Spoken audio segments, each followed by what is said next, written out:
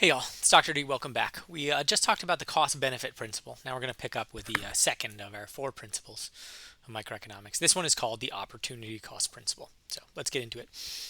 What is an opportunity cost? Well, opportunity cost is sometimes a confusing concept. Let's move over here. Sometimes a confusing concept, but I'm going to make it a little bit clearer hopefully today. Opportunity cost. The reason we call it opportunity cost is because it is, in some sense, the true cost of something, which is another definition. Whatever it is, and all the things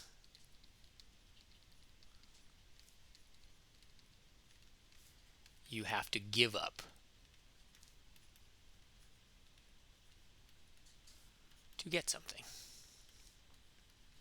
or to do something, whatever. But that's the cost of the thing, right? The cost of a thing is not just the price, right? The price is maybe is part of the cost, and maybe it's not part of the cost. It really does depend on the circumstances. But the opportunity cost is the true cost, right? And that's what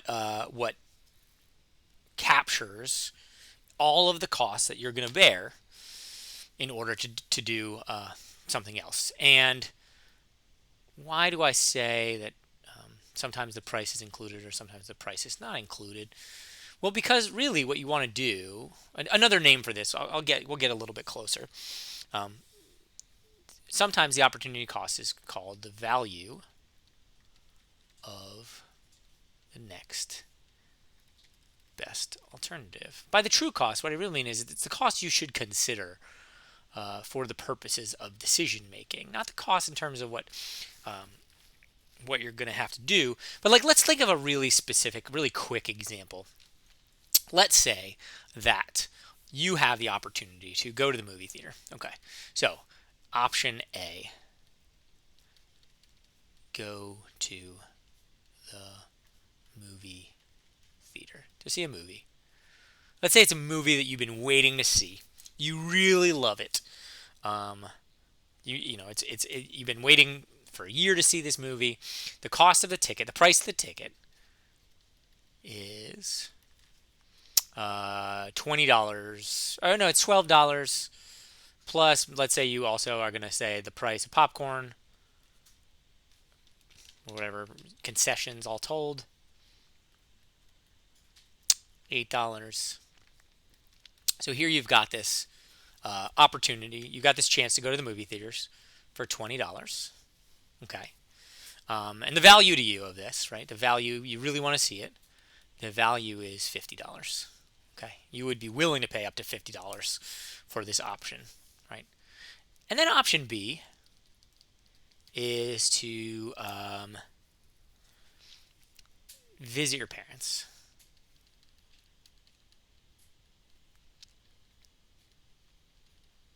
Okay. If you're going to visit your parents, the cost there, let's say the cost you have to drive. Let's say this movie theater is close enough that it's yeah, maybe we can add the cost of driving there. It costs $1 worth of gas to get there. To visit your parents, it costs $5. Right, so that's the total. The cost here is $5. Um, and then also though, the value of this to you is $15. It would be worth $15 for you to be able to spend the time with your parents. Okay. Um, then the benefit, the net benefit here, right, from the last principle, the net benefit is $50 minus, and then the total price, $21, is where's that? $29. That's the net benefit to you. The net benefit to you here would be $10. Now, what do you have to give up to go to the movie theater? Well, in some sense, a way to think about this is that you either have to give up this money Really, though, what you're doing is you're giving up this, right? The true thing you're giving up. So it's even in this case, we've already netted out the price. Now what we're thinking is the opportunity cost is the cost of the alternative choice, right? So in fact, the price of the ticket, these things aren't actually included in the opportunity cost, really. The price, the way we framed this, the opportunity cost is this $10 of net benefit, right? You have to give up that $10 of net benefit, meaning that like you still should do this, right? Because your net benefit here, so this is a net benefit of $19 over your next best option, right? And now another way to think about this, a way to maybe help make it clear, is what would the cost of visiting your parents be? Well, the price, right, the cash cost, it's $5 to spend on gas, right, to get there. But if that's the case, you might say, well, my value is $15, my cost is $5, I should go, right? But it's clear that like on the night of the premiere of your favorite movie or whatever, the movie you've been waiting to see, the net benefit to you is not $10 because the net isn't really net of the price for gas, right? When we think about decision making,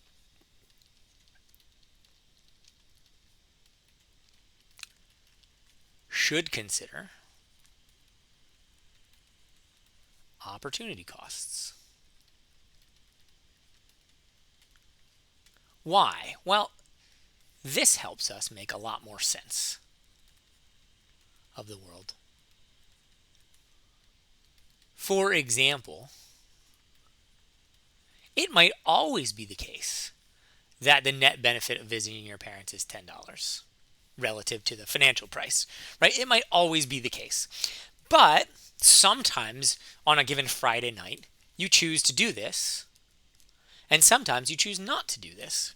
Why? What could explain why you make those decisions? Well, the primary determinant of a lot of the decisions we make is what is the next best alternative, right? Why do we spend Sunday afternoons with family more often versus Fridays with friends? I'm sure my mom would like it if I had spent the Sunday afternoon with her. But probably less so. She's got the opportunity to spend her Friday nights with friends because that's kind of a coordinating device where, a lot of our friends are doing things on Friday nights. And then a lot of our friends aren't available on Sundays and so the thing I could do instead of hang out with my folks, right, is I could hang out with my friends on Fridays. The thing I could do instead of hanging out with my folks on Sunday afternoon might be like stay home and do chores or get some grocery shopping done. The next best alternative carries with it a smaller surplus. And I think, when we see this, it helps us make sense of a lot of other things, right? So, for example, the true cost of college. There's tuition and textbooks, but really the biggest cost, the thing you have to do most, is spend your time. Which means the primary consideration when we ask, should I go to college, depends on, and this is a trick that one of the textbooks shows you, or what. You need to know what else, right? What else? Or work. Now that's a good question. Should you go to college or work? It depends. If you're working, and working means like minimum wage with some time unemployed, that's a very different scenario than skilled wage with regular raises. Now, what are these determinants? Well, these might be the overall economy, right? The overall economy might help to might help us understand what's going on. And so if there's a slack labor market, this is macro, but nonetheless, the macroeconomy affects us. If there's a slack labor market, we would expect a lot of people to say, you know what, it's probably worth it right now to go to college. The market will come back. If there's a tight labor market, where it's hard for employees or employers to find workers that can negotiate wages up, then a lot of people might say work instead. And it has nothing to do with, the primary determinant there is not the cost of tuition and textbooks. The primary cost there, the primary consideration is the opportunity cost. What is my other option that's available to me? Now, one common fallacy that people engage in when they're thinking through this is known as the sunk cost fallacy. Right? The sunk cost fallacy essentially says, if you engage in the fallacy, what this means is you are failing to ignore costs you can't avoid. Right? So, for example, let's go back to the example where we decided whether to visit our parents or not. Right? How can I shoehorn this in here? I'm not sure if it's a good idea too. Okay. Let's say. Oh, okay. Yeah. Let's create an option C. Okay, we're going to create an option C.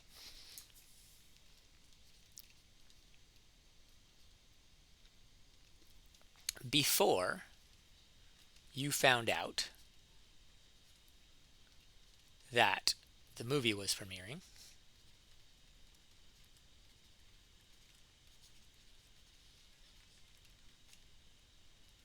you bought a non-refundable ticket to a show. You want to see a band play for, let's see, how much do we want to pay for it? Let's say you paid $20.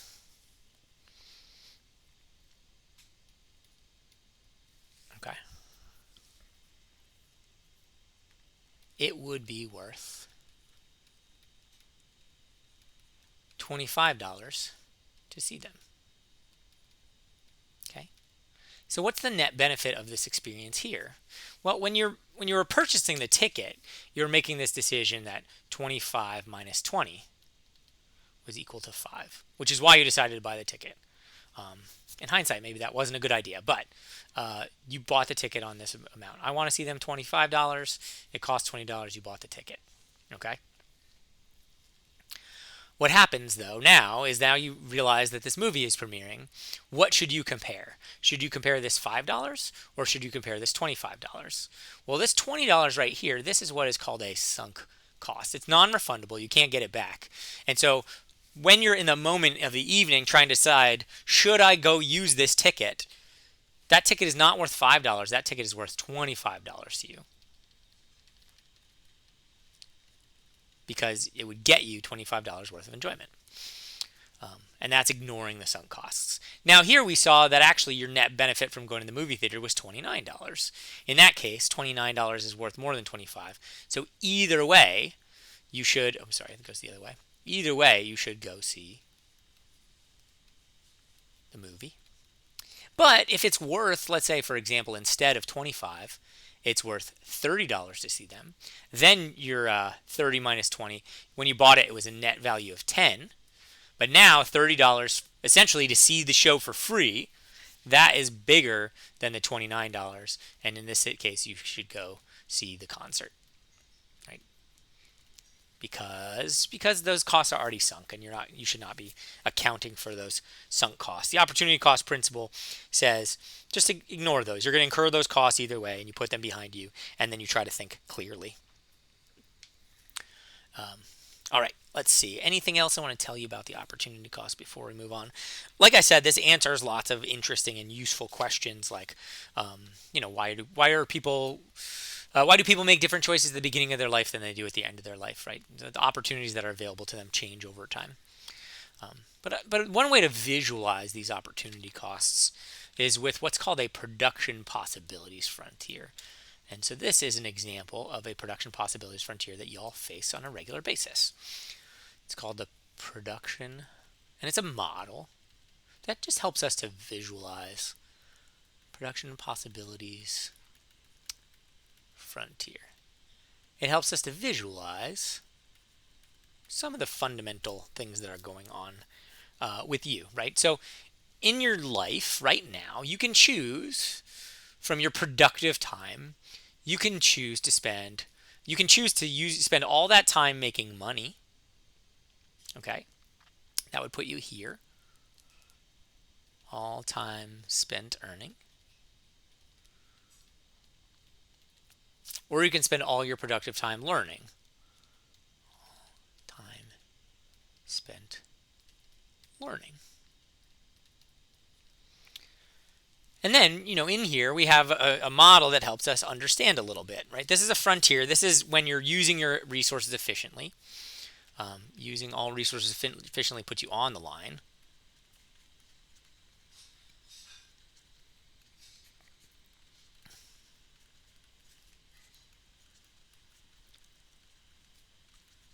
But we can start to think about people in different circumstances, right? So a person in at point A is using their time inefficiently. Maybe they are working at a job that's not as good as a job they could get, right? Which means that they're spending more time making money than they should. They could be making more money with the same amount of time, or they're studying not as well as they could, right? So they're spending time. They're spending time creating knowledge, but they're not generating as much knowledge as they could out of that because they're not using the best technology that they have at their disposal. Between B and C, it's a little tricky. B and C are both on the frontier. They're both, if they're both on the frontier, that means that they're both efficient, right? They're using the best technology available to them. By technology is a term we use in econ for just how do you produce stuff. So if you're producing money or knowledge, in this case, technology would be like the best job you can get or the best studying you can do. That would be technology, right? The technology of producing money. The technology is a job. Technology of producing knowledge is studying or learning. But between B and C, right, there's a trade-off, right? B and C illustrate a trade-off, meaning that you can be at C, in which case you're relatively speaking earning more money and less knowledge, or you can be at B, where you're relatively earning more knowledge and less money. And so which is better? Well, between B and C, all right, there's a judgment call here. Different people are different. Tastes matter. Although what I will say is, generally speaking, in this trade-off, when you're younger, it makes sense to lean toward knowledge because that's an investment. And your wages are not that high, right? Because knowledge improves, essentially, your money technology in this model, right? Your money technology will get better over time. As you get older, you shift from knowledge, from learning, to paid labor, right? Because your technology for that improves over time. All right. Finally, then, at part D, if you're at point D is unattainable yet, right? With current technology, so that's key. Point D is unattainable with current technology. And so one way to think about this is maybe this is a graph for somebody who's 14 or 15, right? Well, if you're 14 or 15, then as you spend time learning, you get better at learning, right? Which means your maximum possible knowledge grows. And you also get better at earning, which means your maximum possible earnings grow. And then maybe your new production possibilities frontier looks like this. And then D becomes attainable over time. So technological increases allow us to move outward.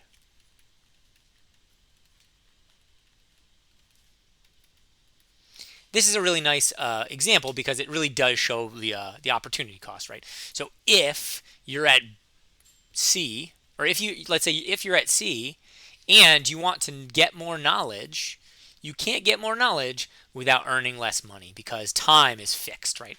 Your time budget is fixed.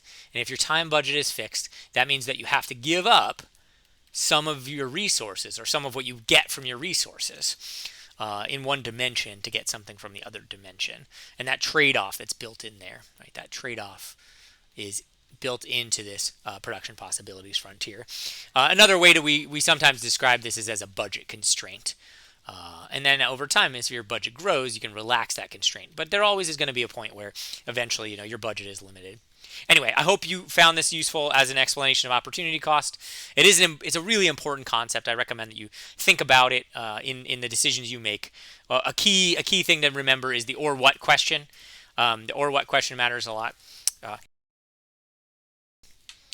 The or what question matters a lot. So you want to make sure that you're always keeping in mind what your alternative is, and that you'll see that in practice, that's what your decisions depend on, right? Your decisions depend on opportunity cost, right? As your options change, your choices change as well. Okay, that was great. Thank you. Good luck with the exam, the quiz, the post-lesson quiz, and I will see you again soon. Bye, y'all.